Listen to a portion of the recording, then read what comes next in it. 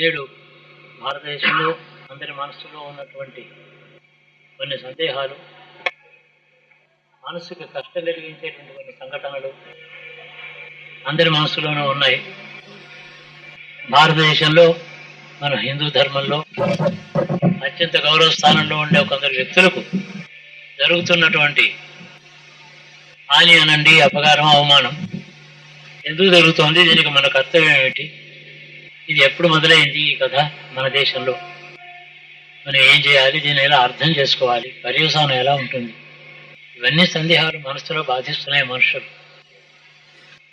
ప్రధానంగా అర్థం చేసుకోవాల్సినవి మౌలికంగా 2-3 ఉన్నాయి. మనది వైదిక మతం. వేదం ప్రమాణంగా కలిగినటువంటి ఏ సిద్ధాంతాన్నైనా గౌరవించాం మనం. సిద్ధాంతాలు అనంతావై వేద కాబట్టి అనేకం ఉండవచ్చు. ఎందుకంటే సృష్టి మొత్తం ఒకే వస్తువుగా చూస్తూ సృష్టిలో అనేకత్వం కలిగినటువంటి అనేక పదార్థములను వేరువేరుగా కూడా గుర్తిస్తూ ఆయా పదార్థములను ఏ విధంగా అవగాహన చేసుకోవాలి, ఆరాధించాలి, అవి కూడా మార్గాలు చెబుతూ మొత్తం ఒక సంపూర్ణత్వాన్ని వెనుక పెట్టుకొని దాని ముందు ఒకనొక వ్యక్తిగతమైనది, ఒక ప్రత్యేకతను ఆరాధించుకుంటూ వెళ్ళాం. వెనుక ఉన్నటువంటి అంటే బ్యాక్గ్రౌండ్లో ఉన్నటువంటి సంపూర్ణత్వం, ఏకత్వము అది మర్చిపోయి ముందుకు ఉండేటువంటి చిన్న సంప్రదాయాలలోకి వెళ్ళినప్పుడు మన సాంప్రదాయం నష్టపోయింది. మనకు బౌద్ధం వచ్చింది, వేదాన్ని ప్రమాణంగా ఒప్పుకోలేదని అంటారే. వేదం నిత్యకృత్యంలో మనుషులందరికీ చెప్పినటువంటి సిద్ధాంతములలో జ్ఞాన, వైరాగ్య, అహింసాదులను అవే ప్రధానంగా ఒక మతంగా తీర్చిదిద్దిందే కానీ వేద ధర్మంలోంచి బయటకు వెళ్ళి దీనికి విరోధించలేదు. అది వేదం అంటే యజ్ఞ స్వరూపం కాబట్టి యజ్ఞాన్నే ప్రధానంగా మీరు తీసుకోక్కర్లేదు. వ్యక్తికి ఏ సూత్రములు పవిత్రతనిస్తాయో అవి సూత్రములు చాలని చెప్పింది. కానీ మొత్తానికి ఉపనిషత్ మతమైన వేద మతమైన అందులో ఒక సూత్రాన్ని ఆధారం చేసుకుని విశాలమైన దృష్టితో సంపూర్ణమైన మానవత్వంతో ఒక సిద్ధాంతం పుట్టినప్పుడు అది ఈ దేశానికి, సమాజానికి హాని చేయలేదు. సంఘటనలు, సంఘర్షణలు ఏ కొద్దిగా జరిగినప్పటికీ అది సంస్కృతిలో భాగంగా సుఖజీవనం చేసింది. ఆ తర్వాత మళ్ళీ సాంప్రదాయం, వైదిక సాంప్రదాయం ఏమి నిలదొక్కుంది. అయితే కొంతకాలం అయినప్పటికీ 10-11 శతాబ్దాలు వచ్చేటప్పటికీ భారతదేశం ఇతర దేశముల యొక్క సంపర్కము, వాటితో సంబంధము, వారు వచ్చి ఇక్కడ స్థిరపడము, వారి సిద్ధాంతాన్ని ఇక్కడ ప్రచారం చేయడము, ఇవన్నీ కూడా భారతదేశంలో జరిగాయి. వాటి ప్రభావం హిందూ జనత మీద, ఈ దేశ ప్రజల మీద చాలా వచ్చింది. ఆ మతాలలో వారు ఒకే గ్రంథం, ఒక ప్రవక్త ఉన్నప్పటికీ కూడా అందులోనే అనేక శాఖలు వచ్చాయి. అలాంటిది 4 వేదములు, ఇన్ని లక్షల మంత్రములు, ఇన్ని కోట్ల విధానాలు ఉన్నటువంటి ఈ దేశంలో ఇవి ఎందుకు రాలేదు అంటే అంతకు వేదమే ప్రమాణం అనుకున్నంత కాలం అందులో ఏ అంతర్భాగాన్ని సృష్టించి ఆరాధించినప్పటికీ మూల వస్తువుని తిరస్కరించ చేయలేదు. మనం ఒక చిన్న సిద్ధాంతంతోనే ఇన్ని మతాల అంతర్భేదాలు కలిగినటువంటి సిద్ధాంతములు ఈ దేశంలో వచ్చేటప్పటికీ ఆ స్నేహమే వీళ్ళకి లభించింది. వారితో సహజీవనం చేయడం చేత మనం ఇలాగే విడిపోవడమే నాగరికత అనుకున్నారు మన వాళ్ళు. ఏ సిద్ధాంతమైనప్పటికీ మూల వస్తువు యొక్క ఏకత్వాన్ని మర్చిపోయి భిన్నత్వంలో ఒక వస్తువును మాత్రమే ఆశ్రయించినప్పుడు మనుషుడు దారి తప్పిపోతాడు. ఒక చెట్టు ఉంది, కొమ్మ ఉంది, కొమ్మ మీద పక్షి ఉంది. ఎవరికి వికారమైన ఎలా ఉంటుందంటే, నేను ఉన్న కొమ్మ ఇది మూలం, దీన్ని పట్టుకుని ఆ చెట్టు వేలాడుతోంది అని పక్షికి సంబంధించి దాని అజ్ఞానం కాబట్టి అలా అనుకున్నా కూడా దానికి చెల్లింది. మనం అలా అనుకోకూడదు. భారతదేశంలో పుట్టినప్పుడు మూలం ఏది, శాఖ ఏది, ఉపశాఖ ఏది, ఎక్కడున్నాను నేను, ఏ శాఖ, ఏ శాఖకి మూలం ఏది, దీనికి కాండం ఏది, దీనికి రూట్ వేరు ఏది అని తెలుసుకుని నా కొమ్మని నేను గుర్తించడం వివేకం అంటారు. సమత్వం, సంపూర్ణత్వం ఉన్నటువంటి యోగులు, మహానుభావులు అనేక మంది బోధిస్తూ ఉన్నప్పటికీ కూడా అనేక వికారాలు, అనేక కొత్త సిద్ధాంతాలు, మూలాన్ని మర్చిపోయిన సిద్ధాంతాలు ఎప్పుడైతే మనుషులు అనుసరిస్తారో అదంతా కూడా జాతిని సమగ్ర దృష్టిని, సంపూర్ణ దృష్టి నుంచి దూరం చేస్తుంది. వ్యక్తిగతంగా ఉండే అహంకారం పనిచేస్తుంది. ఉన్నది అవిద్య, మనకున్నది అజ్ఞానం. అందులోనూ ఏదో ఒక మార్గాన్ని అనుసరించి వెలుగులోకి వెళ్లే ప్రయత్నం చేస్తున్నప్పుడు ఈ అహంకారాన్ని వృద్ధి చేసేటువంటి మార్గాన్ని కనుక నేను వెళ్ళాను అంటే మూలాన్ని మర్చిపోయినట్టే, దారి తప్పిపోయినట్టే. సాంప్రదాయం అని దేనికి పేరు. సాంప్రదాయం ఏ వేషం, భాష, కట్టు బొట్టు, ఆరాధన, ఉత్సవాలు, సంవత్సరం పొడుగున మనకు ఉండేటటువంటి పర్వాలు, పండుగలు, పర్వదినాలు, ఇవన్నీ కూడా ఉండడం సంప్రదాయం దీనికి పేరు. ఇవి ఇందులో ఉన్నప్పుడు ఇలా ఉండగానే ఒకనొక సూత్రాన్ని, ఒక గురువుని, ఒక మంత్రాన్ని, ఒక దేవతని, ఒక క్షేత్రాన్ని ఆశ్రయిస్తే తప్పులేదు. ఇది మూలం మర్చిపోయి అందులోకి వెళ్ళడం చేత మనకు అనేక ఆపదలు కలిగినాయి. ఇది మన చరిత్ర స్థూలంగా. ఈ విషయాన్ని ఏమేం జరిగిందో వివరాలు కథ పుష్టిగా చెప్పాలంటే 1000 పేజీల గ్రంథం. అంత విషయం ఉంది. మనం ఎక్కడ మొదలు పెట్టాం, ఏ దారిలో మటు వచ్చాం, ఏం జరిగింది మన ప్రయాణంలో, ఇప్పుడు ఎక్కడున్నాం తెలుసుకోవాలంటే పెద్ద కథ. స్థూలంగా 2 మాటలు చెప్పాను. ఒకనొక మహాత్ముడికి ఎవరైతే లోకాన్ని చేత గౌరవించబడుతున్నాడో అతడికి కలిగిన ఆపద ఆ వ్యక్తికి, ఆ శరీరానికి, ఆ మనిషికి, అతని అహంకారానికి జరిగిందా? అతడు ఏ సాంప్రదాయం, ఏ సిద్ధాంతం, ఏ సంస్కృతి, ఏ సనాతన ధర్మానికి చెందినవాడో దానికి జరుగుతుందా అని మనం ఆలోచించాలి. ఈ కథ ఇవాళ కొత్తది కాదు. నేను రాత్రి కూడా కొద్దిగా ప్రస్తావించుకున్నాం. అనేక మంది మహత్తులు రాజకీయ క్లిష్ట పరిస్థితుల్లో అమాయకంగా ఇరుక్కున్నారు, వాళ్ళు తెలియకుండా ఇరుక్కున్నారు. మనం అంటాం ఆధ్యాత్మిక సంపదతో ఉన్నారు, మీరు ముక్కు ముసుగుని జపం తీసుకుంటే మాకేమిటి లాభం, సమాజానికి రండి, మాకు అందరికీ మార్గదర్శకం చేయండి అంటారు. ఆ మార్గదర్శనం సమాజంతో సంబంధం ఉండేటప్పటికీ భిన్న భిన్న సాంప్రదాయాలతో, వైవిధ్యంతో నిండిపోయి అంతర్గత కలహాల్లో నిండిపోయినటువంటి సమాజానికి మంచి మార్గం చూపించాలంటే ఒకరికి ఆమోదయోగ్యం, ఇంకొకరి శత్రుత్వం రాక తప్పదు. సమాజం ఒకటిగా లేదు కాబట్టి వాళ్ళందరికీ కూడా ఏదో ఒక ఆపద లభించడం, ఉండడం సహజంగా అవుతుంది.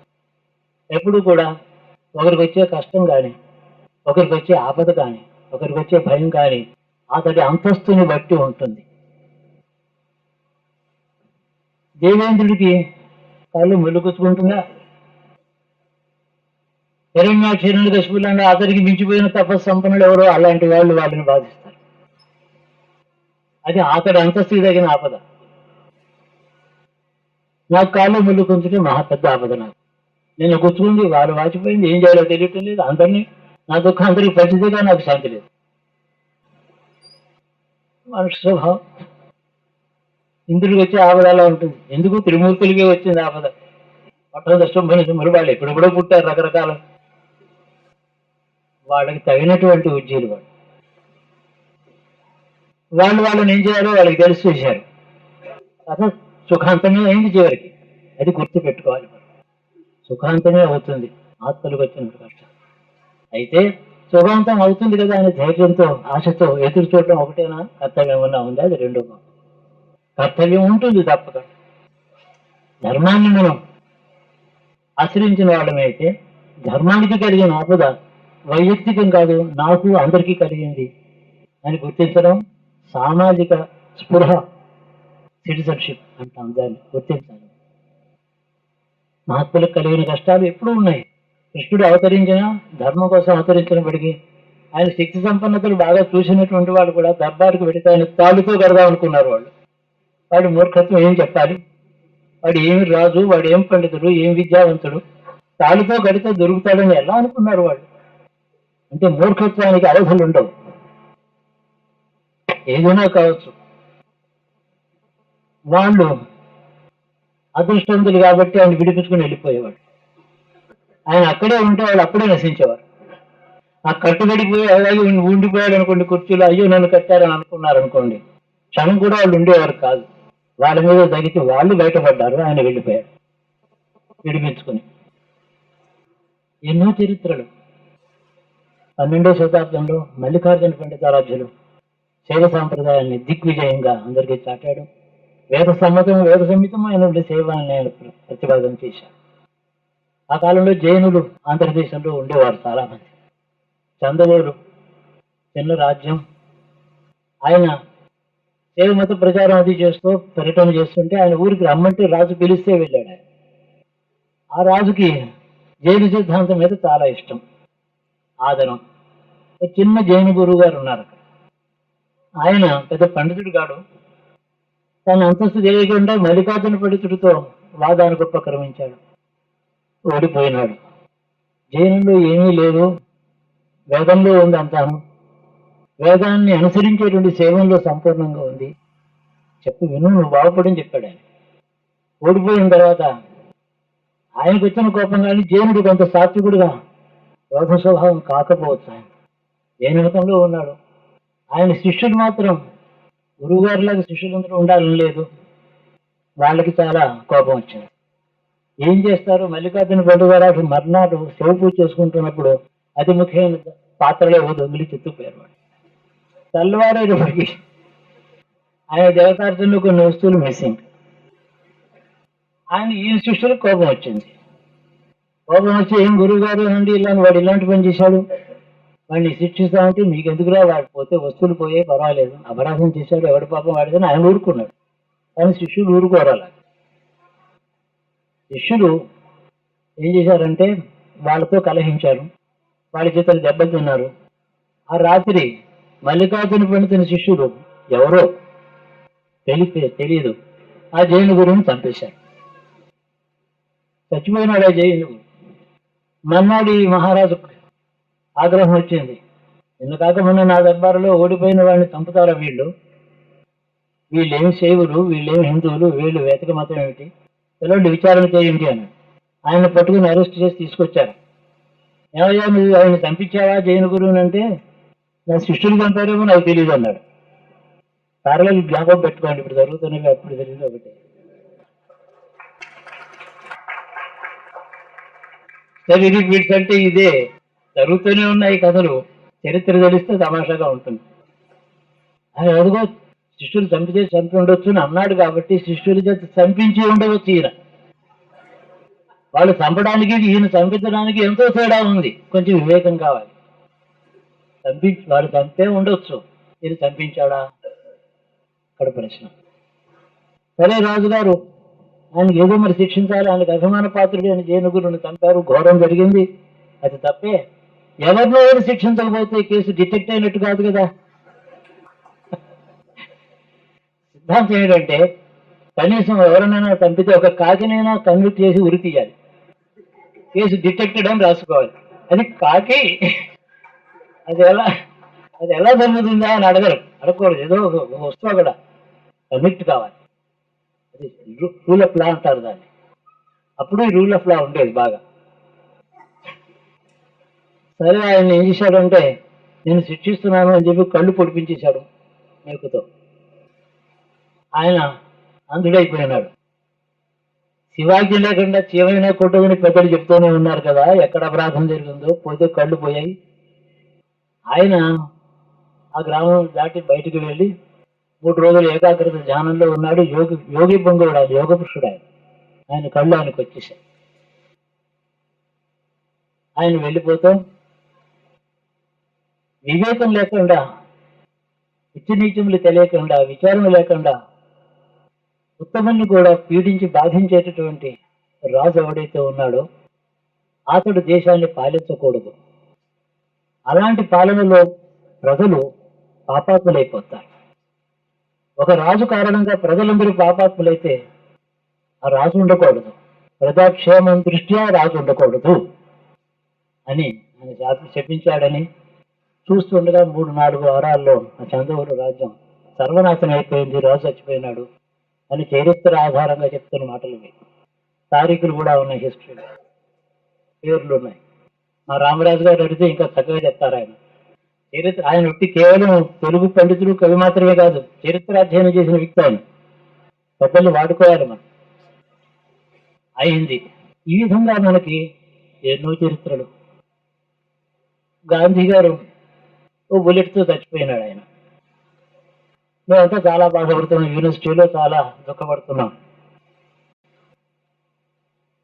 ఆ రోజు సాయంత్రం 7 గంటల నుంచి దేశంలో నాయకులందరూ రేడియోలో మాట్లాడుతున్నారు.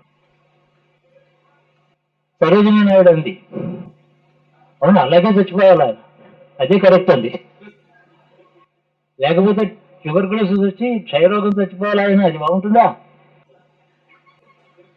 మహాత్ములు అలాగే పెడతారు. మహాత్ములు కలిగే పీడ దేశంలో ఉండే అజ్ఞానాన్ని చూపిస్తుంది. అదే కళ్ళువిప్పు చేస్తుంది ప్రజలకి. అదే కరెక్ట్ అంది దృక్పథం. ఆయన ఇలాగా అనేక చరిత్రలు మన దేశంలో ఉన్నాయి. దేనికైనా వారిని చూసి జాలిపడ్డం కానీ దుఃఖపడ్డం కానీ అది సమంజసం కాదు. మనకి రెండే సూత్రములు ఉన్నాయి. 2 పట్టాల మీద రైలు నడిచినట్టు భారతీయ సంస్కృతి 2 పట్టాల మీద నడిచింది. అది బ్రాహ్మం క్షాత్రం. ఈ ఆ రెండే దానికి పాదములు. ఎక్కడ బ్రాహ్మణం అంటే వేదం చెప్పినటువంటి ధర్మంలో నడవడం పేరు బ్రాహ్మం అంతే.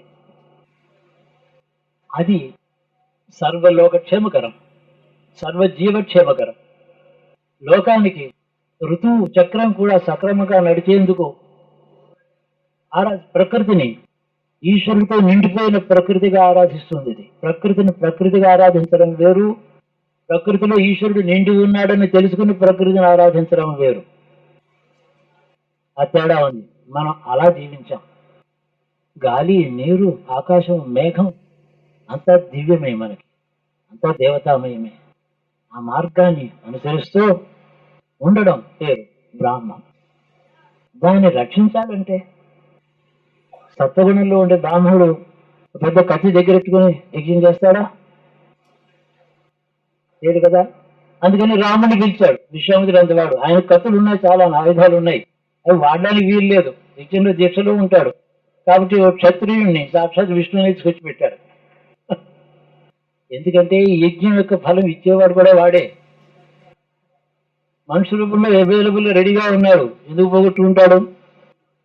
తీసుకొచ్చి నువ్వు ఎక్కడ నుంచో చెప్పిన ఏమిటి, నువ్వు కాపలా కాస్తూ ఉండి వాళ్ళు వచ్చి అల్లరి చేస్తూ ఉంటారు అని చెప్పాడు. కానీ యజ్ఞ ఫలం ఆయనకు అల్పాదాల దగ్గరికి వదిలిపెట్టాడు.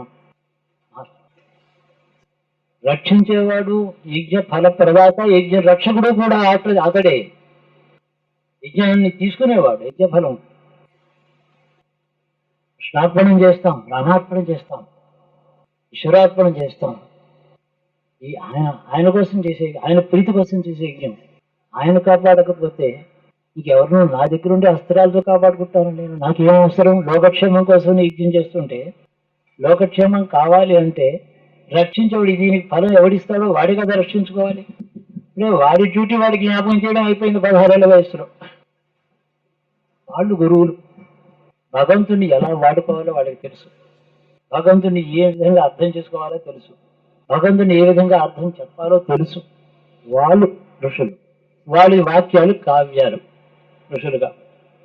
సత్యం తెలిసి తత్వబోధ చేస్తూ జ్ఞానబోధ చేసేటువంటి ఋషి వాక్యములు వాళ్ళని కవులు అంటారు. ఆ విధంగా భగవంతుని మనం వేడుకోవాలి. కానీ మనం మనం యాగం, మనం జ్ఞానయజ్ఞం, ధర్మయజ్ఞం, ధర్మ దీక్షాయజ్ఞం, దేశభక్తి యజ్ఞం చేస్తూ దాన్ని కాపాడమని ఈశ్వరుని అడగాలి. ఈశ్వరుని యొక్క రక్షణ లేనప్పుడు మనుష్య ప్రయత్నం ధార్మికమైనప్పటికీ ఆపద కలుగుతుంది అని అర్థం.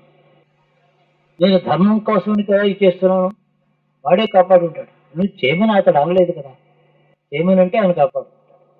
చేసినప్పుడు కాపాడమని అడిగితేనే కాపాడుతాడు. ఈశ్వరుని యొక్క తత్వం ఏంటంటే సాక్షి, శుద్ధ జ్ఞాన స్వరూపుడు, నిర్గుణుడు. గుణములు, రూపము, ఆరాధన, యజ్ఞఫలం, ధర్మం, అధర్మం అంతా మన కథ. ఇందులో మనం పుట్టి పెరుగుతున్నాం. అతడిని మన ఒక ధర్మంలో చివరికి యజ్ఞం చేద్దామని అనుకుంటే ముందర గణపతి పూజ చేస్తున్నాం. యజ్ఞ రక్షకుని కూడా అక్కడ మనం పెట్టుకుంటున్నాం. చాలలో ప్రతిని రక్షించమని ఇంకొక దేవతను అడుగుతున్నాం, భగవంతుని అడుగుతున్నాం.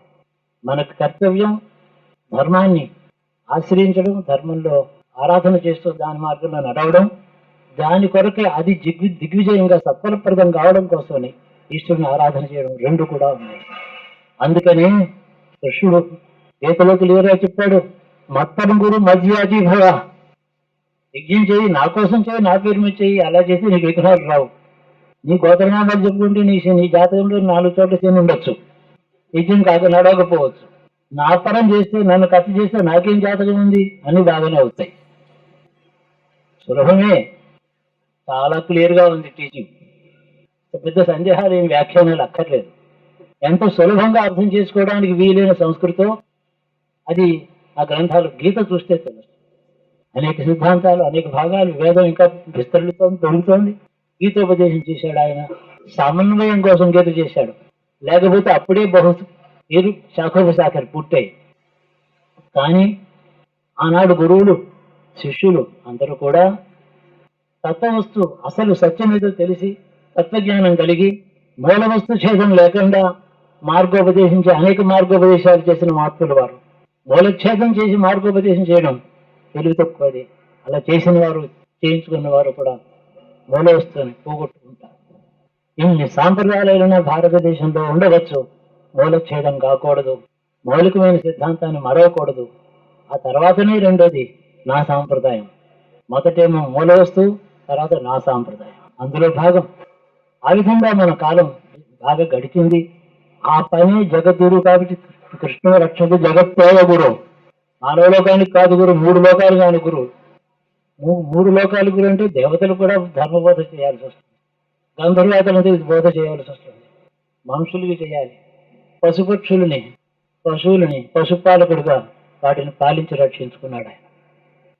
ఆయనకి పేరు పెట్టలేదు తల్లిదండ్రులు కృష్ణుడికి. ఎవరు ఏం పేరు పెట్టారు? భాగం పుట్టగానే ప్రాణం దక్కించుకోవడానికి ఎక్కడో పారిపోవాల్సి వచ్చింది. అర్ధరాత్రి సమయంలో ఆయనకి పేరు పెట్టారా? బారసాల, ఏమైనా కొత్త బట్టల, బంగారం ఏం లేదు. అక్కడికి వెళ్ళిన తర్వాత గోవుల్ని కసుకుంటున్నాడు కాబట్టి గోపాలుడు అన్నారు, నల్లగా ఉన్నాడు కాబట్టి కృష్ణుడు అన్నారు. తర్వాత వసుదేవుడు కొడుకుని తెలిసినాడు, వాసుదేవుడు అన్నారు. పేరే లేదు పాపం. ఎంత విచిత్రం అంటే అన్నిటికీ అతీతమైన వస్తువు అతడు. ఆ వ్యక్తికి తగినటువంటి పరిస్థితులే అలా ప్రకృతి కల్పించింది. ఆయన కల్పించిన ప్రకృతి ఆయన అలా సేవించింది. ఆయనకి ఏ పేరు పెట్టినా అసమంజసమే, ఏ పేరు పెట్టినా అసమగ్రమే.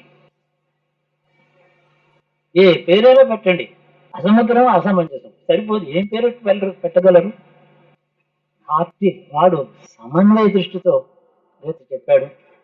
అన్నీ ఉన్నాయి అందులో మార్గములు.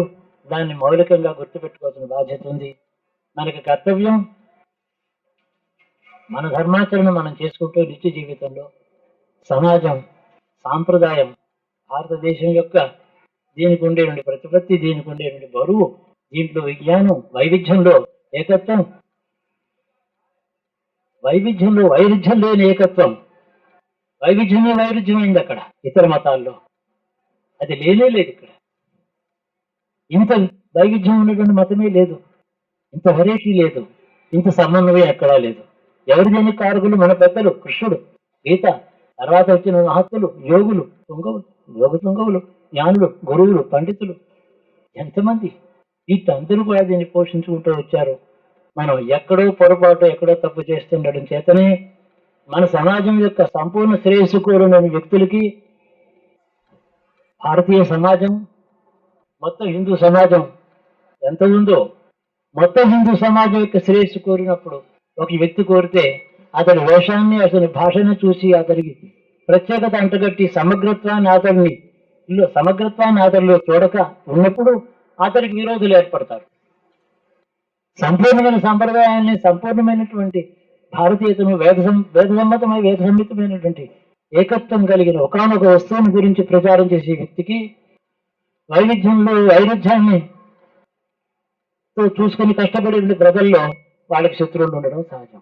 మన అసమగ్రత, అతడి సమగ్రత, మనలో ఉండే వైవిధ్యం, అతడి ఏకత్వము, ఇవే విరోధిస్తున్నాయి ఇప్పుడు. దీనికి మధ్య వచ్చే క్లాష్ అంతా కూడా మన అజ్ఞానము, జ్ఞానం మీద శత్రుత్వం. అజ్ఞానం తనతో ఆత్మతృప్తితో సుఖంగా ఉండవచ్చు మూల. అలాంటి కాలాలు కూడా కొన్ని ఉన్నాయి. చాలా చరిత్రలు చెప్తే అజ్ఞానంలోనే ఉన్నారు కానీ క్షేమంగా ఎవరి జోలికి వెళ్ళలేదు వాళ్ళు. కానీ ఇప్పుడు అహంకారం పెరిగింది. మేము సైంటిస్ట్ అయ్యాము, మేము చంద్రుడి దాకా వెళ్ళి దాని మీద అడ్డంగా నడిచి వచ్చాము, మేము ఇప్పుడు మట్టి తెచ్చాం చూడండి, మీరు ఏదో పూజ చేస్తున్నారు, మేము ఇది ఎంత విజ్ఞానం ఉందో, మీ పూజ మీ విధానాలు మీ సాంప్రదాయాలు అంతా అజ్ఞానంలో ఉన్నాయి అనే అహంకారం ఒకటి మనుషుడికి పెరిగింది. ఈ అహంకారం వల్ల సాంప్రదాయంలో ఉండే సుగుణాన్ని దాని గురించి విచారణ చేయడం కానీ, దాని గురించి అధ్యయనం చేయడం కానీ, పెద్దల చేత తెలుసుకోవడం కానీ ఇవన్నీ లేకుండానే దాన్ని ఖండిస్తాడు. ఖండించడం సైంటిఫిక్ టెంపర్మెంట్ అంటూ ఉంటాం మనం. అంటే ఏ వస్తువునైనా పరీక్షించిన తర్వాతనే గుణ నిర్ణయం చేయడం, అది సైంటిఫిక్ టెంపర్మెంట్. సైంటిఫిక్ టెంపర్మెంట్ అంటున్నారు, మతాన్ని దూషించే వాళ్ళు తెలుసుకుని దూషిస్తున్నారా? దాని గురించి అధ్యయనం చేశారా? దాంట్లో అంతరార్థం ఎవరైనా పెద్దల్ని వెళ్ళి అడిగారా? వాళ్ళు ఏం మాట్లాడతారో విన్నారా? అసలు దాంట్లో ఓనమాలు కూడా దిద్దకుండానే అదంతా అజ్ఞానం అని తిరస్కరించే అహంకారం వచ్చింది. అందుకని మనం కష్టపడుతున్నాం, అనేక కష్టాలు ఎదుర్కొంటున్నాం మనం. అవినీతి రాజ్యంలో, అసమర్థత రాజ్య పరిపాలనలో. అసమర్థత అవినీతి రాజ్య పరిపాలన మనకెందుకు రావాలి అంటే, పీపుల్ గెట్ ది గవర్నమెంట్ తో డిజర్వ్ అంటారు. ప్రజలకి ఏది వాళ్ళకి ఏం యోగ్యత ఉందో అలాంటి ప్రభుత్వం వాళ్ళకి వస్తుంది. అంతకన్నా పెద్ద ఎలా వస్తుంది?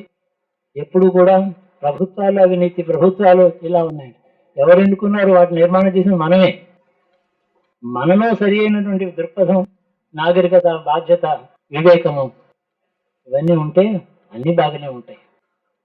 ప్రభుత్వం ఏ విధంగా దాన్ని మనం అవినీతి అజ్ఞానం అని చెప్పి మనం దూషిస్తున్నామో, అందులో భాగమే ఇప్పుడు దక్షిణ దేశంలో జరుగుతున్నటువంటి ఈ విడ్డూరం అంతా కూడా రాజవిడ్వరము అని దానికి పేరు.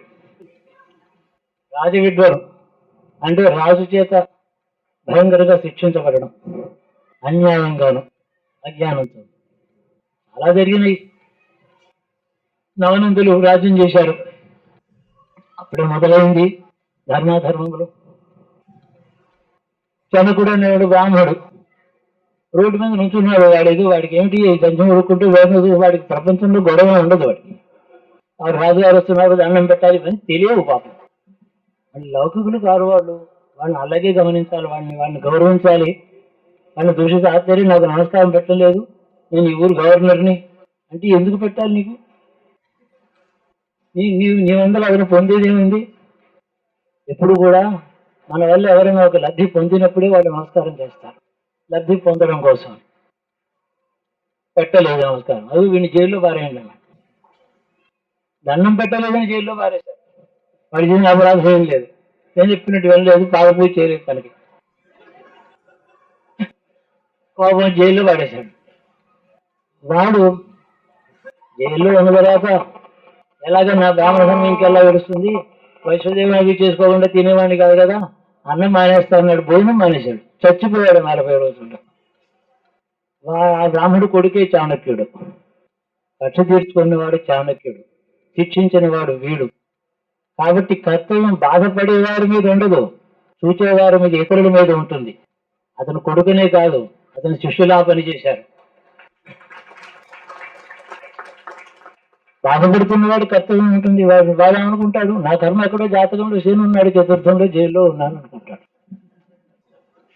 వాడి జ్ఞానం అయితే శనికి శాంతి చేయించుకోడు, అందులో ఉండడమే శాంతి. శని సంతృప్తి పడతాడు, అదే జ్ఞాన దృష్టి. ఎందుకు ఆ శని నోట్లోంచి నేను బయటికి రావడం అనవసరంగా? వాడు నన్ను జైల్లో పెట్టే యోగం నాకు ఉంది కాబట్టి వాడు అక్కడ ఉన్నాడు, వాడు సంతృప్తి పడతాడు జైల్లో ఉంటే అని అనుకోవచ్చు కదా. జ్ఞానుడు అలాగే అనుకుంటారు. ఆత్మరక్షణని ఎవరిని యాచించరు, దుఃఖపడరు. ఇటొచ్చి ఆపద వ్యక్తి దేన్ని రిప్రజెంట్ చేస్తున్నాడో, ఏ సంస్కృతిని, ఏ ధర్మాన్ని దానికే ఆపద అని వివేకంతో తెలుసుకోవాల్సిన బాధ్యత మనకున్నది. ఎన్నో సంఘటనలు జరిగాయి, కథ ఇలా చెప్పుకుంటూ పెడితే 3 రోజులు చెప్పవచ్చు. మన దేశంలో ఇలాంటి సంఘటనలు ఎన్ని జరిగాయో నాకు తెలుసు. చరిత్ర చూశాను, పాలిటిక్స్ చూశాను, దేశం తిరిగి చూశాను, అనేక మంది. ఎందుకంటే భగవంతుడి యొక్క అనుగ్రహం. మనం చెప్పాం, రాత్రి కూడా మాట అనుకున్నాం, మనం భగవంతుడిని కేవలం వరదహస్తమును అభయహస్తంతో మాత్రమే పూజ చేయటం లేదు. చేతిలో చక్రం పెట్టాము భయంకరంగాను, ఇంకో గద పట్టుకోమన్నాం, మరి పూజ చేస్తున్నాం. మనం ఏమనుకుంటామంటే ఆ గదా చక్రం నా శత్రువులకి, ఈ అభయహస్తం నాకు అని. వరాలని నాకు, ఆయన చక్రం ఉందే నా శత్రువు ఎందుకు, నాకంటే సీనియర్, వాడికి ప్రమోషన్ వస్తుంది. వాడి మీద వెళ్ళిపోవాలి. ఈ అజ్ఞానం ఆయన తీసుకుంటాడు ఆరాధనలో. ఆ మహావిష్ణువుకి మనం చేసే అజ్ఞానం పుష్ప రూపంలో ఇచ్చినా, పాయసం రూపంలో ఇచ్చినా తీసుకుంటాడు ఆయన. ఆయన తీసుకుంటే భగవంతుడేనా ఆయన? మన అజ్ఞానం, మన అవిద్య, మనం జాగ్రత్తగా ఆత్మ పరీక్ష చేసుకోవాలి. కర్తవ్య నిష్ట చాలా ముఖ్యం. ధర్మాన్ని ఎప్పుడైతే ఆచరిస్తామో, ధర్మం మీద శ్రద్ధ ఎప్పుడైతే ఉన్నదో, స్వామి ఆ ధర్మానికి పరీక్ష లేకుండా నాకున్న పరిమిత శక్తితో నన్ను పరీక్షలోకి పెట్టద్దు. అజ్ఞానుడు నన్ను పరీక్షలు పెడితే తప్పకుండా ఫెయిల్ అవుతాను. నేనే చెప్తున్నాను. నాకు ఎగ్జామినేషనే వద్దు. ఉన్నంతలో ఉన్నట్టుగా బతకని నన్ను నీ పాదాల దగ్గర చోటి కొంచెం అనుగ్రహించు. వినయంతో ప్రార్థించాలి, అడగాలి. ఉపాయంగా అడగడానికి కూడా చాలా తెలివి ఉంది ఇప్పుడు మనకి. ఎలా అడగాలో చాలా బాగా తెలుసు. అప్లికేషన్ పెడితే ఎన్నో రకరకాలుగా బందోబస్తు లాయర్ రాస్తాడు. ఇలా రాస్తే ఇలా పట్టుకుంటారు, అలా రాయకూడదు, ఇట్లా రాయకూడదు. అలాగే భగవంతుని అడిగిన వాళ్ళు ఉన్నారు. అయితే ఏంటంటే అనుగ్రహం చేత మన తెలివిని ఒప్పుకుంటాడు ఆయన,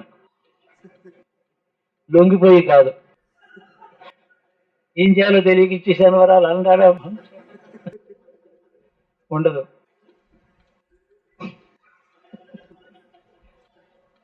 ఒక కర్తవ్యం ఉంది. మన ధర్మానికి ఆపద మొదటిసారి కాదు అని గుర్తుపెట్టుకో. అనేక మాటలు అనేకం జరిగినాయి. దానికి ప్రతిక్రియ ఎలా చేశారు, ఆ వ్యక్తులు ఏం చేశారు, ఇదంతా కూడా మనకు ఒక పెద్ద పాఠం. స్వతంత్రానికి ముందు కానీ తర్వాత కానీ కొన్ని వందల సంవత్సరాల్లో భారతీయ సంస్కృతికి అత్యున్నతమైన గానక వ్యక్తికి, వ్యక్తిత్వానికి ఇటువంటి అవమానం రావడం మన చరిత్రలో ఒక పెద్ద సంఘటన. ఇది ఈ విషయం చరిత్ర గ్రంథాలు రాయబడుతోంది. దాని గురించి విశ్లేషణ చేస్తారు. ఇటు అటు అనేక రకాలుగా దాని గురించి రాస్తారు. అక్కడ టార్గెట్ ఏంటంటే ఆ ధర్మం మీద మనకుండే విశ్వాసం. ఏమండి, చాలా పుణ్యం చేసుకుని అందరినీ ధర్మ ప్రచారం చేస్తే వాళ్ళకి బాగా ఆరోగ్యం, 150 ఏళ్ళు ఆయుర్దాయం, బలం, పుష్టి ఇవన్నీ ఉండాలి కదా. అలా ఉండవు. కానీ ఎందుకంటే ఆ సంకల్పంతో ఆ ధర్మ ప్రచారం వాళ్ళు చేయటం లేదు. మనం ప్రచారానికి సంకల్పం చేస్తాం. ఎందుకు చేస్తున్నాం? ఈ పుణ్యం చేస్తాం. ధర్మ ప్రచారం చేసే ధర్మజ్ఞానికి, విరాగికి సంకల్పమే ఉండదు, కర్తవ్యమే ఉంటుంది. దీనికి ఫలాపేక్ష లేదు. సంధ్యావందనం ఉంది, నిష్ఫలం అన్నారు అంటే దానివల్ల ఫలితం రాదని అర్థం. ఏదో ఫలితం ఉండే అయినా సరే మన వాళ్ళు బోర్డు సంకల్పం చెప్తారు. సంధ్యావందనాన్ని ధర్మ, అర్థకామం ఇవన్నీ లేవు. సంధ్యావందనం నిష్ఫలం అని శాస్త్రం. కానీ ఎందుకు ఆచరించాలి? చేయకపోతే నష్టం. స్నానానికి లాభం ఉంది, చేయకపోతే నష్టం. రోజు స్నానం ఎందుకు? చేయకపోతే నష్టం. చేస్తే ఏమిటి లాభం? ఎవడని అడిగితే చాలా ఉన్నాయి అలాగా. అలాంటి సాంప్రదాయాలు పెద్దలకి ఏ ఫలాపేక్ష లేకుండా అది ధర్మం, కర్తవ్యం అనుకుని వాళ్ళు చేస్తున్నారు. ఫలితమే లేదు వాళ్ళకి. దాంట్లో జయాపజయాలు మనవి, అవి మనకి. ఆ ధర్మం జీర్ణం చేసుకుని కర్తవ్యం ఆలోచించి, ఇప్పుడు ఇందాక చెప్పినట్టు బ్రాహ్మము శాస్త్రం పోలీసులోనూ ఆర్మీలో మాత్రమే ఉండదు, సామాన్యుల్లో ఉండాలి. వాళ్ళకి వేరే ప్రపంచం ఇచ్చాం కదా, వాళ్ళు ఆర్మీ చూసుకుంటారు. మనం ఏదైనా మీద రాయపడితే ఏడుస్తూ ఉండొచ్చు. వాళ్ళు ఉన్నారు కాబట్టి అసలు కార్యం వాళ్ళు చూస్తారు. మనం ఏడవడం మన కర్తవ్యం అనుకుంటే అలాగా లేనే లేదు. మనం మన కర్తవ్యాన్ని పాలించాలి. దుఃఖానికి తావు లేదు, క్రోధానికి అంతకన్నా తావు లేదు. బాగా ఆలోచించుకోవాలి, లోపల సంకల్పం చేయాలి. దీన్ని నేను ఎదుర్కొంటాను, ఇది నా విధానం.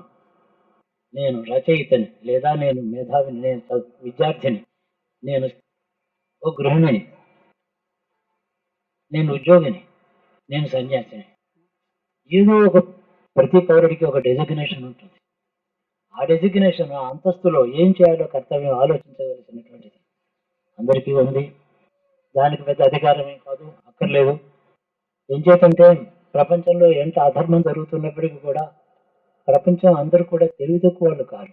అందరికీ తెలివి ఉంది, వివేకం ఉంది, చాలా మందికి ఉంది. లక్షలాది ప్రజలకి ఏది సత్యమో ఏది అసత్యమో తెలుసు, ఏది న్యాయమో ఏది అన్యాయమో తెలుసు, ఏది ధర్మమో ఏ అధర్మమో తెలుసు.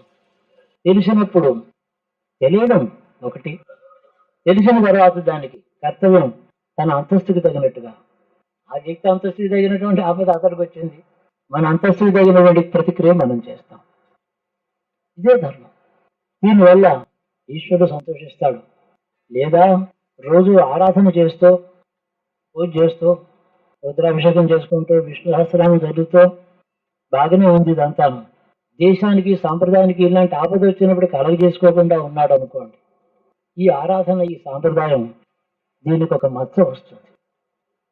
ఎంతసేపు నీ కొడుకులు నీ మనవల గురించి అయినా ఈ శివ పూజ ఎంతాను, ఇంకేం లేదా, నీకేం పని లేదా, దేశం నీకు అక్కర్లేదా అని ఈశ్వరుడు గురు స్వరూపంగా అడుగుతాడు.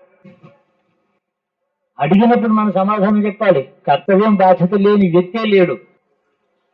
ఈ బాధ్యత సింహాసనం మీద కూర్చున్నటువంటి రాజుకి అతడి బాధ అతడికి, కేవలం పొలంలో పనిచేసుకునే వ్యక్తికి అతడి బాధ అతడికి, ఇద్దరికి సమానంగానే చూపించింది ధర్మం. ధర్మం అంటే ఈ పొలం దున్నుకునేవాడి ధర్మం ఎంత పవిత్రమో, సింహాసనం మీద కూర్చున్న రాజు యొక్క డ్యూటీ అది కూడా అంత పవిత్రమే. కానీ అది చాలా ఎక్కువది, ఇది తక్కువది, అంతస్తులే లేవు ధర్మంలో, ఔచిత్యమే ఉంది. ఆ ధర్మాన్ని మనం గుర్తుపెట్టుకుంటే మనం భారతీయులు. మనకి ఇంకా ఉజ్వలమైన భవిష్యత్తు ఉంది, చాలా కావాలి, మనం చేయాలి, సిద్ధపడాలి. ఇవన్నీ కూడా పరీక్షా సమయాలు. ఈ పరీక్షా సమయంలో ఏ విధంగా మనం ఉత్తీర్ణులు అవుతామో, ఏ విధంగా వివేకాన్ని తెచ్చుకొని ఎలా ప్రవర్తిస్తామో, ఇదంతా కూడా మన డైరీల్లో రాసుకొని మన పిల్లలకి ఇవ్వాల్సిన పని మన ఉంది. ఇదంతా మన కర్తవ్యం, మన భవిష్యత్ తరాల కోసం మన కర్తవ్యం. ఆత్మరక్షణ ఎప్పుడు కూడా పరిమితంగాన, ఆత్మరక్షణకి ఇంకోటి చంపైన ఆత్మరక్షణ చేసుకోవచ్చు అంటుంది ఓ చోట ధర్మం.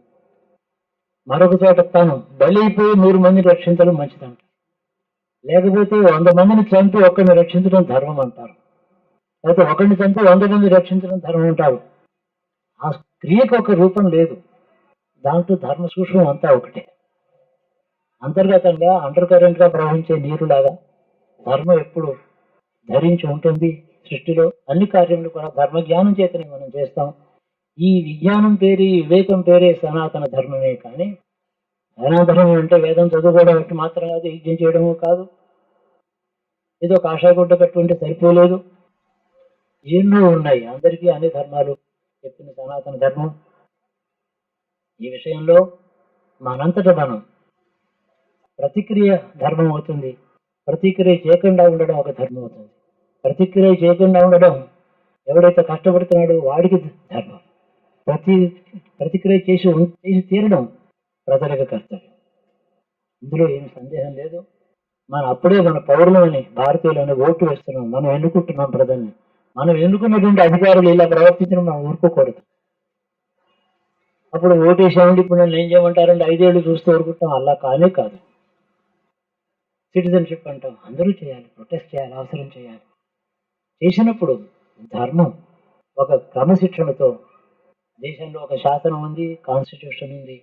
ఆ విధంగా దేశ రక్షణ విషయంలో కానీ, మొత్తం ధర్మ రక్షణ విషయంలో కానీ, హిందూ ధర్మం జరిగేటువంటి ఆపదలు వాటిని ఎదుర్కోవడంలో కానీ సమయోచితంగా యోగ్యతతో పెద్దలని మార్గదర్శకత్వం అడిగి ఆ విధంగా చేయాలని నా ఉద్దేశం.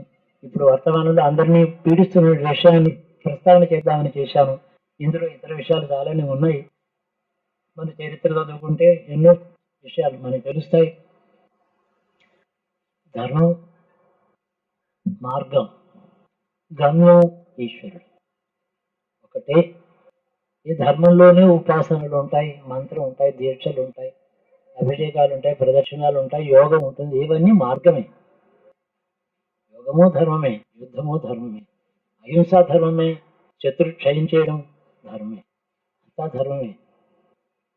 కృష్ణుడు చెప్తున్నప్పుడు, అయినా నీకు వైరాగ్యం ఉందని అనుకుంటున్నావు, నీకు వైరాగ్యం రాలేదు. అవతల వాళ్ళు మీ తాత వాళ్ళని చూసేవాడికి భయం వేసింది, వీళ్ళని చంపితే పాపమేమని. వాళ్ళు ఇంకెవరైనా అయి ఉంటే వాటికి పరాక్రమించి వెళ్ళి చంపొద్దు, నాతో అడగకుండా అని వెళ్ళేవాడి. మీ వాళ్ళు రక్తసంబంధి దిగులు చూసేటప్పటికి పాపమేమో, ఇలా చంపకూడదు, రాజ్యం లేకపోతే ఆ చెట్టు కింద పాకేసుకోవచ్చు కదా, ఇట్లాంటి ఏడేసి ఇవన్నీ వైరాగ్యం కాదు, చీచి అని చెప్పి చివాట్లు పెట్టాడు. క్షుద్రం హృదయ దౌర్బల్యం, చివాట్లు పెట్టాడు ఆయన. ఎంత ప్రేమ, ఎంత కన్సర్న్, వాళ్ళని బాగు చేయాలని భగవంతుడు గురువుగా ఉంటే అంత వేదన ఉంటుంది ఆయనకి. మనం మంచిదని అనుకుని ఒక మాట చెప్తాం గురువు దగ్గర, చిచ్చేది మంచిది అనుకుంటున్నావు, అది కాదురా, నీకు నీకు వర్తించదు, అది ఈ పరిస్థితిలో వర్తించదు అని గురు. ఏ పరిస్థితులలో ఏ సందర్భంలో ఏది వర్తిస్తుందో అది దాని పేరు స్వధర్మం. స్వధర్మం ఎప్పుడు ఒకటి, నేను బ్రాహ్మణ అయితే ఎప్పుడు అనుకుంటా, అది కాదు స్వధర్మం అంటే. వ్యక్తికి పరిస్థితులలో ఏది యోగ్యమైన కర్తవ్యమో అది ధర్మం. అందరూ కూడా అన్ని పరిస్థితుల్లోనూ ఆయా సమయోచితమైన ధర్మాన్ని అవలంబించి జీవించడం చేతనే ఈశ్వరుడికి ప్రీతిపాత్రులు అవుతారు. ఎందుకంటే ఇదే ఆరాధన, ధర్మజ్ఞానము ధర్మాచరణమే ఈశ్వర ఆరాధన. ఈశ్వరుడికి ధర్మానికి భేదం లేదు, ఒకటి మార్గము, ఒకటేమో ధ్యేయం. అక్కడికి వెళ్ళాలి, వెళ్ళేటటువంటి ఆ ఊరు ఎక్కడో వైకుంఠం అంటారు, వైకుంఠంలో విష్ణువు ఉన్నారంటే ఇక్కడ లేడని అర్థమా? మరి వైకుంఠంలోనే ఉన్నారండి, విష్ణువుని వైకుంఠం పెడితేనే కనపడతాడండి. ఇక్కడ లేడనుకుంటే అక్కడ ఉన్నాడు అనుకోకూడదు. అక్కడ కేంద్రం అనుకోవచ్చు, అక్కడి నుంచి వ్యాప్తి చెందుతూ సూర్యుడు అక్కడ ఉన్నాడు, కాంతి ఇక్కడ ఉంది, వేడి ఇక్కడ ఉంది అంటే కేంద్రంలో తాను ఉండి తన చుట్టూ తన ధరించి ఉన్నాడు ఈ సృష్టిని. తన తేజస్సే అంతటా పనిచేస్తోంది, తన జ్ఞానమే అంత పనిచేస్తోంది, తన యొక్క సంకల్పమే సృష్టిని నడిపిస్తోంది. తానే వ్యాప్తి చెంది ఉన్నాడు గుణం చేత, రూపం చేత. అతని యొక్క కర్తవ్య నిష్ఠతో వ్యాపించున్నాడు. ఈశ్వరుడు కర్తవ్యాన్ని పాలిస్తున్నాడు. ఆయన కర్తవ్యానికి మొట్టమొదటి ఆది పురుషుడు ఆయనే. సృష్టించడం, ద్వేషం లేకుండా దుష్ట సంహారం చేయడం. రాముడు దుష్ట సంహారం చేశాడు. నాలుగు రోజులు కోపం వస్తే కరుస్తూనే ఏమైనా తరుగుతాం, బాగానే ఉంటుంది, కానీ ద్వేషం వస్తుంది, క్రోధం వస్తుంది, వాడిని కొట్టకపోతే వాడు తప్పించుకుంటాడేమో అని. అలా ఉంటాడు రాముడు. చిత్రం ఏంటంటే వాడు హూ అని చెప్పి అరుస్తున్నాడు, రాక్షసులు చంపేస్తాను, వస్తే నిన్ను తినేస్తాను అంటున్నారు. కానీ ఈయన నవ్వుతాక పాదచారి, కాళ్ళకి చెప్పులు లేవు, రథం లేదు, గుర్రం లేదు, ఏనుగు లేదు, పరివారం లేదు, ఒక్క మనిషి 7 అడుగుల మనిషి అక్కడ 6 అడుగుల మనిషి అక్కడ నిలబడి ఉన్నాడు పాదచారిగా. ఒక బాణం, ధనుర్బాణాలు, మనసు, ధైర్యం తప్ప ఇంకోటి లేనే లేదు ఆయన. అసహాయ సూర్యుడు అంటారు అలాంటి వాళ్ళని. పరివారమే లేదు. ఎందుకు లేదంటే రావణుని చూస్తే భయం కలగలేదు. ఎంత భయం వేస్తుందో అంత పరివారం పెట్టుకుంటాం మనం. చాలా పరివారం అంటే అబ్బా ఎంత భయం ఉందన్నమాట ఈయనకి. వీధులు 2 ఆల్ స్టేషన్ కుక్కలు, అక్కడ 3 గూర్ఖాలు, లోపల ఇంకొక పెద్ద డిటెక్టర్స్. ఎంత భయం! ఎంత రక్షణ అంటారా? రాముడు మనకి ఆదర్శం. ఏమీ లేదు, బాణాలు ఉన్నాయి, అస్త్ర విద్యలు ఉంది, అంతేకాదు. వాడు అరుస్తూనే ఉన్నాడు, అరిచిన వాళ్ళందరూ పోతున్నారు, తనే నిలబడ్డాడు. కాబట్టి ద్వేషము, ఇమోషన్ అది కాదు రాముడు ఆదర్శం అని. ఎలా ఎదుర్కోవాలో అలా ఎదుర్కోవాలి. అప్పుడు మన భారతీయులు, అప్పుడు వేదమతంలో పుట్టిన భారతీయులుగా మన ఆత్మగౌరవంతో మన డైరీ రాసుకోవచ్చు. ఇది కర్మనిష్ట, ధర్మనిష్ట రెండు మనకు అవసరం. ఈ విధంగా మనకి భవిష్యత్తులో త్వరలో మనకి మేలుకోవడానికి వచ్చినటువంటి సంఘటనలు ఇవన్నీ. లేకపోతే నిద్రావస్థలో ఉంటాం. గాఢ నిద్రలో ఉంటాం కాబట్టి కుక్కను పెంచుకుంటాం. ఎంతో వివేకమైన మనిషి కుక్క మీద ఆధారపడడం ఏమైనా బాగుందా? గౌరవమేనా అది?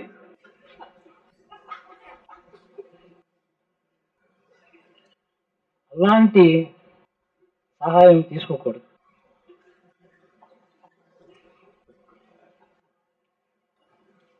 ఆ సహాయ సూర్యుడైన రాముడు ఆదర్శం మనకి. భయమే లేదు, భయం ఉండడానికి, భయానికి తావు లేదు, భయానికి కారణం లేదు. భయమే అజ్ఞానం, భయమే అపజయం.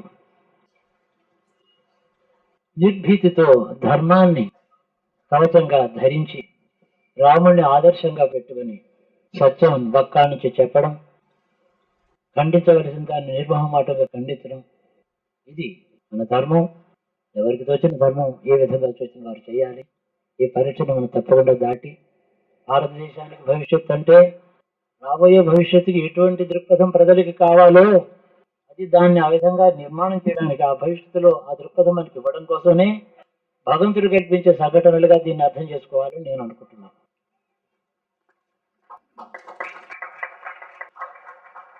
మనల్ని తీర్చిదిద్ది పెద్దవాళ్ళని చేసి, ఇంకా సంపూర్ణులను చేసి, వ్యక్తులను చేసేటువంటి సంఘటనలుగా ఇవి తీసుకోవాలి. లేకపోతే మనం దుర్బలంగా చూస్తూ ఉంటే మనకు ఆత్మగౌరవ హేతు కాదు. అది మనం తయారు కావడానికి, భవిష్యత్తు భారతదేశం యొక్క ఉజ్వల భవిష్యత్తుని నిర్మాణం చేయడానికి, కర్తవ్యనిష్టని బోధించడానికి జరిగే సంఘటనలు కానీ ఆపదలుగా కనపడతాయి. కానీ అవి బోధగా గ్రహించడమే వివేకం. తప్పగా మనం జయిస్తాం ఈశ్వరానుగ్రహం. ఆ ఈశ్వరునికి తేజస్సు మనలో కర్తవ్య నిష్ఠనిస్తుంది. ఏం పర్వాలేదు, నాకు ఎప్పుడు పెసిమిజం అంటే నాకు డిక్షనరీలో చూశాను కానీ ఎప్పుడు రాలేదు. బోల్డ్ ఫెయిల్యూర్స్ అయితే అందుకు పెసిమిజం రాలేదు నాకు. అయ్యో అలాగని ఎప్పుడు అనిపించలేదు. ఏదో కాలికి చెప్పు గడిచిందని ఏడుస్తాడు, ఇంకోటి కాలే లేదు. ఇక్కడి దుఃఖానికి స్వార్థానికి అంతేమిటి? లోకం మనకి నేర్పింది భగవద్గీతలో కృష్ణుడి యొక్క బోధ, రామాయణంలో రాముని యొక్క ప్రవర్తన. ఆయన బోధ చేయకుండా ప్రవర్తన చేశాడు. ఈయన బోధన ప్రవర్తన రెండు చేశాడు కృష్ణుడు. కాలం మారింది, ప్రజలకి రెండు చేసి చూపించాలి. చేయడమే కాదు, చెప్పాలి కూడాను. చూడండి, ఒక్కొక్క యుగం గడిచేటప్పటికి మనుషులకి చేయడం, బోధించడం రెండు కూడా కావాలి. సందేహాలు. మళ్ళీ 30 ఏళ్ళ తర్వాత మళ్ళీ వెళ్ళాడు ఉత్తరగీత, మళ్ళీ పొందాడు అక్కడ. ఈసారి జ్ఞాననిష్ట చెప్పాడు, యోగం చెప్పాడు, తత్వరహస్యం చెప్పాడు, ఇక్కడ కర్తవ్యం చెప్పాడు, అనేక మార్గాల గురించి చర్చించాడు. అక్కడ కర్తవ్యం నీకేం చేయాలో చెప్తానని చెప్పన్నాడు. అలాంటి గురువులు ఉన్నటువంటి ఈ దేశానికి మనకి జ్ఞానం విషయంలో కరువు ఏమిటి? మనకి జ్ఞానం కంటే గొప్ప ఐశ్వర్యం ఉందా సృష్టిలో? వైరాగ్యం కంటే బలం ఉందా? దయ కంటే కవచం ఉందా? ఇన్ని లక్షణాలు కలిగినటువంటి భారతదేశంలో మనం పుట్టి మర్చిపోతే మనం పాయసాన్నం దగ్గర పెట్టుకొని కళ్ళు మూసుకొని ఎక్కడుందో వెతికినట్టు ఉంటుంది. మనం ఉన్న సంస్కృతిని, ఉన్న సాంప్రదాయాన్ని, మనకి లభించినటువంటి సాంప్రదాయాన్ని కాపాడుకోవడం చేత మనకంటే ఐశ్వర్యవంతులు, మనకంటే అదృష్టవంతులు భూమిలో ఏ దేశంలోనూ లేరు అని మీరే వెళ్ళి చూసి గ్రహించగలరు. అది తెలుస్తుంది. అన్ని దేశాలు చూస్తే వాళ్ళ మతాలు, వాళ్ళ మనుషులు, వాళ్ళ నాగరికతలు, మనుషులు మంచివాళ్లే. నాకంటే చాలా మంచివాళ్ళు అనేది అమెరికాలో ఉండదు. ఎందుకు లేరని ఎట్లా అంటాను? కానీ వాడికి ఉన్న సాంప్రదాయం, సంస్కృతి చూస్తే అది ఆ వ్యక్తికి ఇంకా ఈ సంస్కృతి కనుక కలిస్తే ఇంకా మహోన్నతులు కావాల్సింది. వాడు సామాన్యుడైన వాడు నాకు కొంచెం వివేకం కలిగింది సంస్కృతి యొక్క గొప్పతనం. సంస్కృతిలో పెరగడంలో ఉంది అదృష్టం, వాడుకోవడంలో ఉంది కర్తవ్యం. బాగా గుర్తు పెట్టుకోండి. నేడు భారతదేశ చరిత్ర కూడా పిల్లలకి చెప్పండి, చదివించండి. సాంప్రదాయం యొక్క స్వరూపం ఏమిటో తెలుసుకోండి. కర్తవ్య నిష్ఠలో ఉండండి. అహర్నిశలు నామస్మరణ చేయండి. ఎప్పుడు భగవన్నామం, రామ రామ రామ కృష్ణ కృష్ణ కృష్ణ శ్రీకృష్ణ శ్రీరామ శ్రీరామ శివ శివాయ నమ శివాయ నమ శివాయ నారాయణ నారాయణ గోవింద గోవింద ఎప్పుడు మనసులో ధారణ చేయండి. రెండు ఏమిటంటే, ఏ దేవతను ఆరాధిస్తున్నారో ఆ దేవతని గురువుగా కూడా ఆరాధించండి. వరాలు ఇచ్చే దేవతగా మాత్రం కానే కాదు. నా కర్తవ్యం నాకు చెప్పు, నేను ఏం చేయాలో చెప్పు. అధర్మం వస్తే నా మనసులో దాన్ని పరిహరించు. ధర్మ జ్ఞానాన్ని నాకు కర్తవ్య బోధ చెయ్యి. కర్తవ్యంలో శక్తి నీవు బోధ చేస్తే శక్తి అందులోనే ఉంటుంది. నేను అనుకున్నది కాదు, నువ్వు నాకు స్ఫురింపచేయి అని అడగడం భగవంతుని యందు విశ్వాసం, నమ్మకమే కాదు, నమ్మకంతో పాటు తదధీన వృత్తి, అతని అధీనంలో నేను ఉన్నాననేటువంటి వృత్తి, కర్తవ్యనిష్ట. కర్తవ్యనిష్ట, తదధీన వృత్తి రెండు పక్క పక్కన ఉండడం విచిత్రం. తదధీన వృత్తి అంటే పక్కన కర్తవ్యనిష్ట అంటే ఏమిటయ్యా? నా కర్తవ్యనిష్ట ఆయన ఆదేశం ప్రకారం, కర్తవ్య పరిపాలన ఆయన అనుగ్రహం చేత. తదది ఈ కర్తవ్యం జ్ఞానం, కర్తవ్యం తెలియడం అనేటటువంటి విషయం, అందులో ఆయన అధీనంలో ఉన్నాను. కర్తవ్యాన్ని పాలించడంలోనూ ఆయన అధీనంలోనూ ఉన్నాను. ఈ రెండు కూడా ఏకకాలం అందు, రెండు చక్రాలు బండి చక్కగా వెళ్ళిపోతుంది. ఇది సుఖజీవనం చేయవచ్చు. ఏమి పెద్ద మేడలు మిద్దెలు ధనం లేకపోతే ఏం? అన్నం లేకుండా ఉన్నావా? బట్ట కట్టుకోవటం లేదా? ఇవి కూడా లేని వాళ్ళు ఎంతో మంది ఉన్నారు. వాళ్ళకంటే మన ఐశ్వర్యతనం కావా? ఏది తక్కువైతే ఏం కష్టమైంది, ఎక్కువైతే ఏం సుఖం వచ్చింది, వివేకం పెరిగిందా, ఈ విధంగా విశ్లేషణ చేసుకుంటూ సుఖజీవనం చేయడమే నా తాత్పర్యం. చేతనైన విధంగా ఏదో కొంచెం గొప్ప నా జీవితంలో కొద్దిగా ప్రయత్నం చేశాను ధర్మ మార్గంలో వెళ్ళాలని. ఎత్కించుతూ ధర్మనిష్టలో నాకు నేను కొన్ని పనులు చేయగలిగితే కేవలం శివానుగ్రహమే కానీ నా వివేకం నా తెలివి కానే కాదు. తదధీన వృత్తి, దాంట్లోంచి వచ్చినటువంటి సమర్థత, దాంట్లో చేరుకున్నటువంటి సుజ్ఞానం, కేవలం ఈశ్వరమయంగా జగత్తును చూడడం, అతడి అధీనంలో ఉన్నటువంటి వ్యక్తిగా తన్ని తాను అక్కడ బండు రీతి కొలువు ఏవయ్యా అని పడ్డాడు. ఎంత భక్తి! ఆయన అప్పుడే ఊహించుకుంటున్నాడు, ఆయన అక్కడ రాజు సింహాసనం మెచ్చుకున్నాడు, తనేమో డయాలా బండి రోజు వీధిలో నుంచున్నాడు, ఎంత బాగా ఉన్నానని ఆలోచించుకొని సంతోషిస్తున్నాడు ఆయన త్యాగరాజు. సేవకుడు అంటే ఇంకంత అదృష్టవంతుడు ఎవడు? భగవంతుని యందు ప్రేమ, భక్తి, శ్రద్ధ, దాని యందు అతడి యందు ఆధారపడడం, నిస్వార్థంగా ఆధారపడడం, ధర్మం కోసం ఆధారపడడం అత్యుత్తమమైన దివ్య జీవనం అని నేను భావిస్తాను. మనందరికీ ఆ పరమేశ్వరుడు ఈ విధంగా ఏదో ఒక సందర్భంలో కలుసుకుంటున్నాం కాబట్టి మాట్లాడుకోవడానికి వీలవుతోంది. Many happy returns of the day to me.